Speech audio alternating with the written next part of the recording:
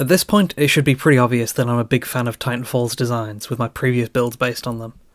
I've got my BT Armiger and my Legion Dreadnought, which covers the medium and heavy types, but I was lacking in the light Titans, so I felt I needed to rectify that. For that type of Titan, I had the choice between Ronin and Northstar.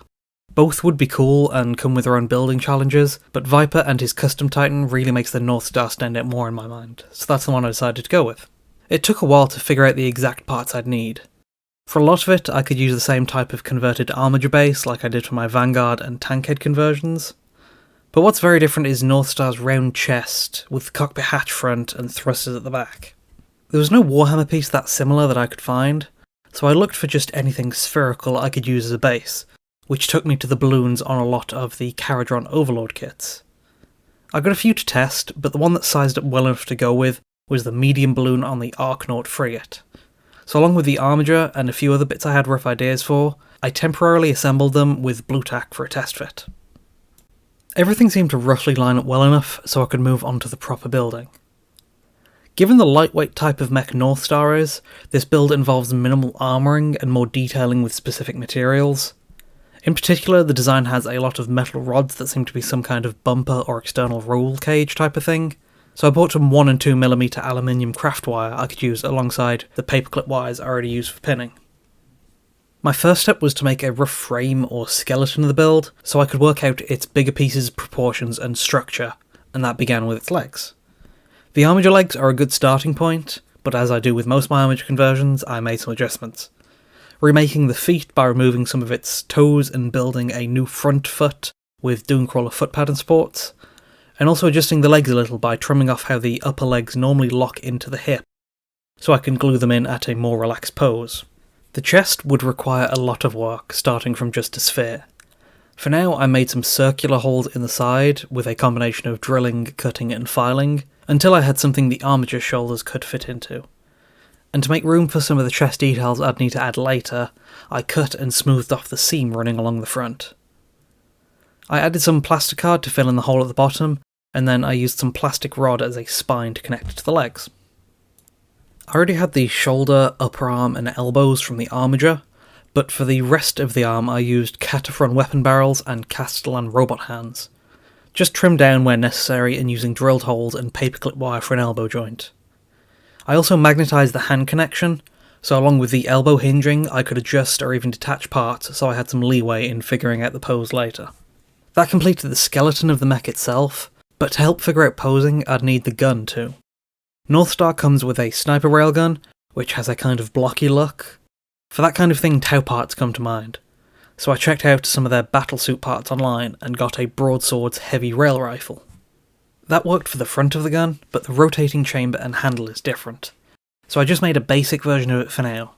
I used plasticard, sprue pieces and the weapon bodies from the hull-mounted Armiger weapons.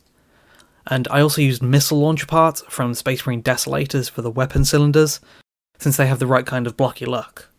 And I also magnetised it so it can actually rotate. I did another test assembly with everything I'd built so far, and it seemed to fit together well enough so I could move on to detailing.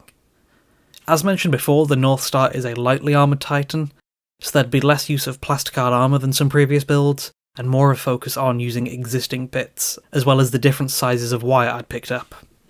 One big feature I wanted to try and get down first is the front of the chest, with the cockpit hatch and eyes. Circular and spherical surfaces can be tricky to work on. My initial plan was to bend some plasticard for the cockpit hatch, which I did by submerging it in hot water to make it more malleable, and bending it around cylindrical paint pots and tool handles to get a consistent curve. I was able to bend the plasticard, but I wasn't able to get it curved both horizontally and vertically at the same time, so it wouldn't properly fit on the sphere, even after I tried making alterations like cutting some of the sphere out, so I had to figure out another way to make the hatch. I tried using green stuff, given it's a more malleable material and so could definitely fit on the curved surface. When posting work in progress pictures online of this on Twitter and Instagram, I did get questions on how I got it so smooth. I'm not sure exactly what does it, but I'll go over all the steps here that I think helped. I started with a clean flat work surface, a cutting mat that I wiped down with paint thinner. I get the green stuff where the blue and yellow parts come separated, so there's no chance of pre-mixed and hardened bits. I mixed and rolled it out using a smooth paintbrush handle. I left it for half an hour before cutting shapes out of it, so that the surface was slightly dried and hardened, so I'm less likely to leave marks. And I also have some silicone-tipped tools that I dip in water and brush out any rough spots with if necessary. The green stuff hatch worked well, but it did mean that I wouldn't be able to do a magnetised, removable hatch in internal cockpit details that I initially planned. But with that done, I tested a few bits I'd got for the eyes. I tried some hollow plastic pipe, which didn't fit right in the end, and one bit that would have been perfect for its eyepiece I got from the Tau Ghost keel. However, that was too small. So I ended up going with the less accurate but better fitting triple optic piece from a Dooncrawler. With that central feature done, I moved on to detailing the rest, starting with the legs. The Northstar's legs do have a few small armour panels, so I used a few small strips of plasticard, laid and cut at angles, with some handles made from paper clips, to give it a more interesting shape and some detail. Some recurring design elements on Northstar that sell the idea of it being a flying mech are thrusters and some small wings or stabilisers. I tested it using plasticard for some of it, but I did buy some Space Marine Inceptor backpacks, mainly for the larger thrusters to use on the back. However, they also have some small thrusters and grav chutes, which are a perfect fit for some of Northstar's details. I used two larger stabilisers on the outside of the knees, and drilled some holes on the back of the calves and upper legs for some of the thrusters and small stabilisers.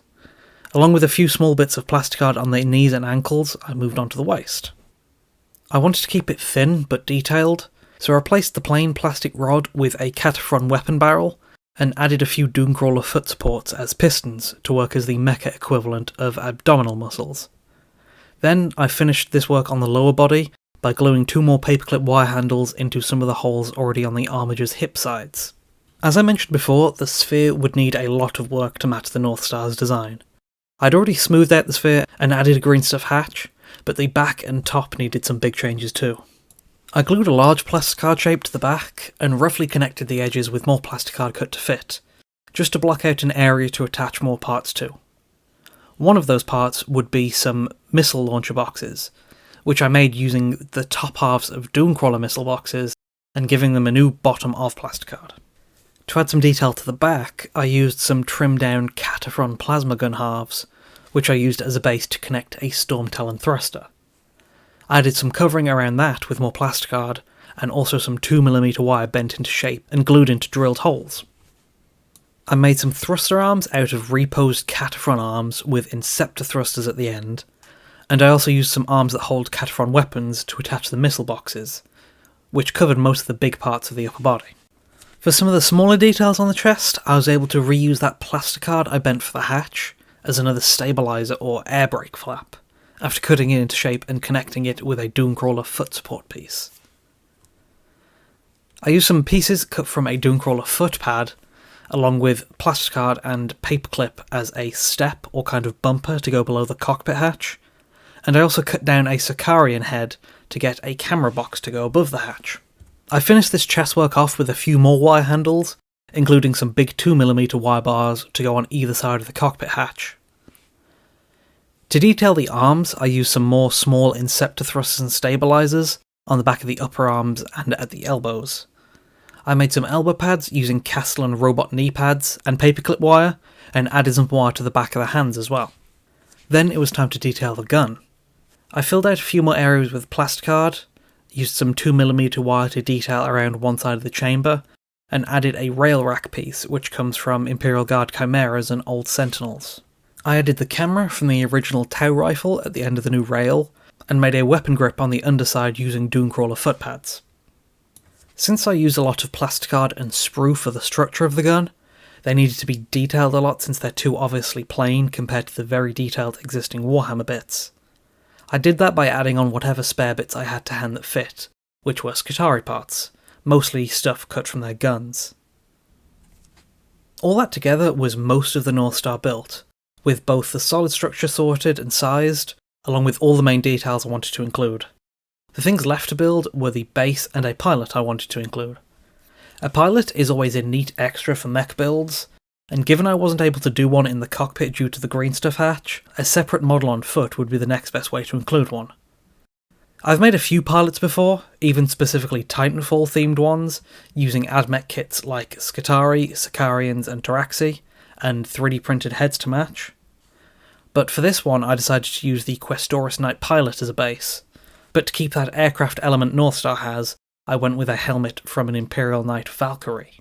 Given it would be pretty redundant for the pilot to be holding another helmet, I swapped out that arm too, making a new one using the arm from the seated pilot model, and making a Titan battery out of a Skitarii phosphor blast pistol, along with swapping the device held in the other hand for a Votan bolt revolver, and afterwards adding another pouch to the chest. The pilot was now assembled too.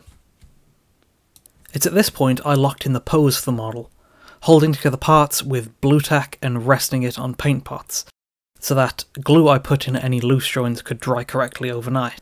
With that done, I could move on to the final detailing step of adding green stuff wire to connect parts and fill gaps or plane areas. It's a great step for any mechanical build. Here I mainly focused on detailing the back by connecting the thruster parts to help cover the plain plasticard structure they sit on. Then finally for the base, I wanted something that could work as a ship hull, referencing the location of the Viper boss fight, but I also wanted to include some mechanical details to keep it somewhat consistent with my other AdMech and Knight models.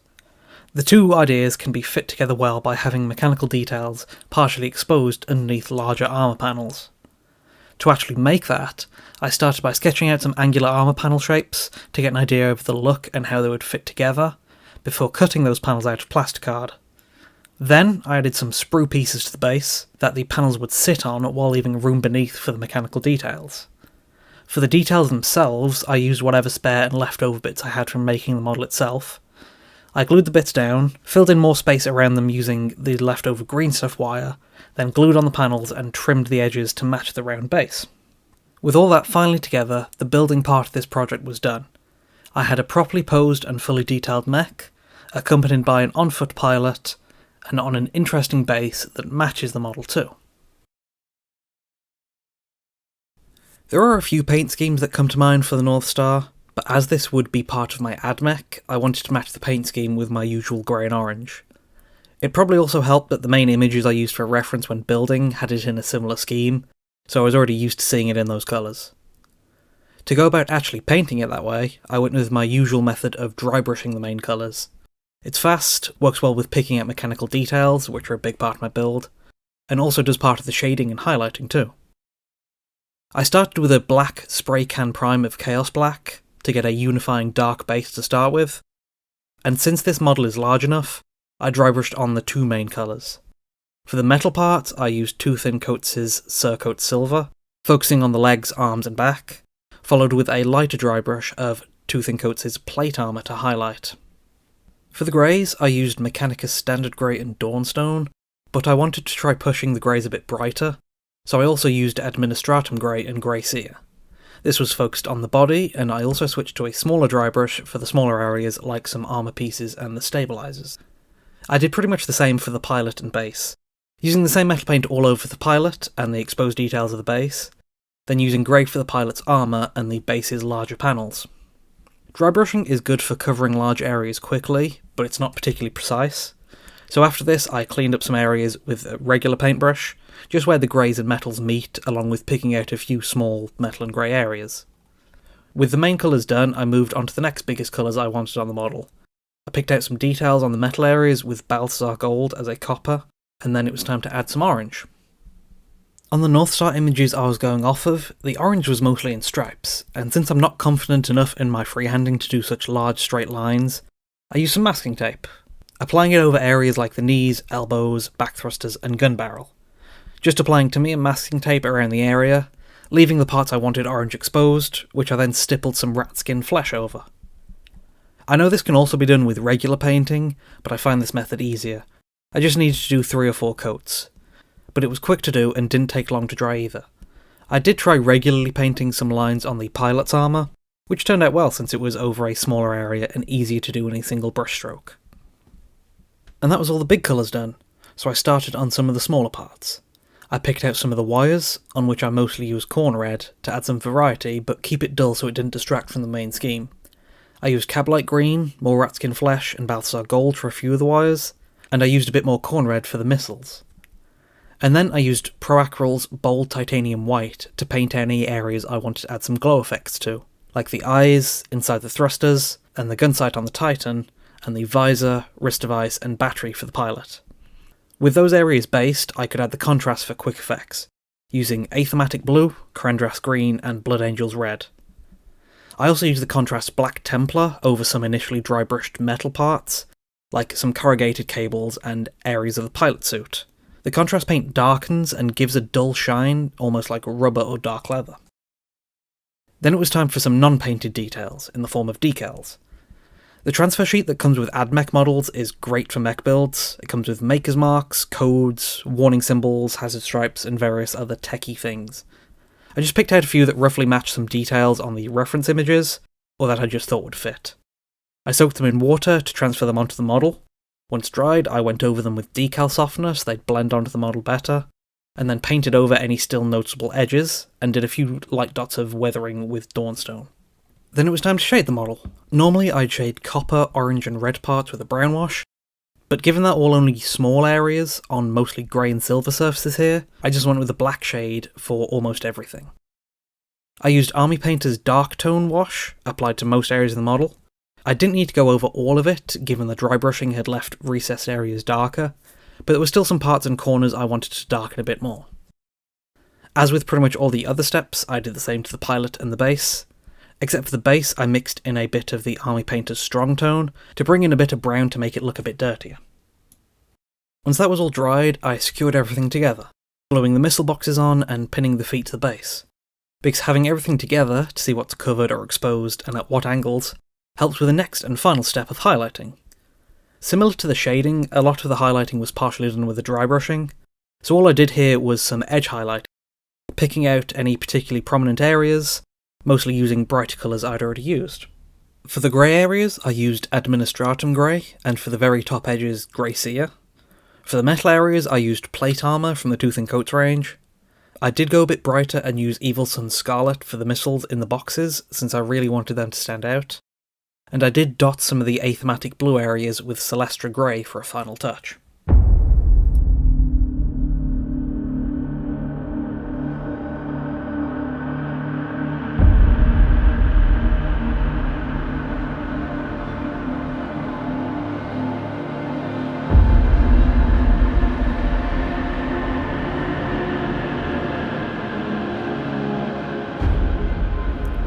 And that's how I made my Northstar Armiger, the latest in my series of converting Titans.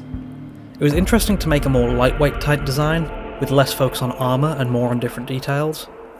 I tried bending plasticard for the hatch and fumbled a little with it, but was still able to use it for something, and the backup of making the hatch with green stuff gave me some good practice with that material too. Working more with wire turned out well, so that's another thing I'll be keeping in mind for later builds, and I'll definitely remember how tricky it is to work on rounded surfaces and spheres as well. Thanks for watching. Consider liking and subscribing if you want to see more conversions like this, and let me know what Titan you think I should try next.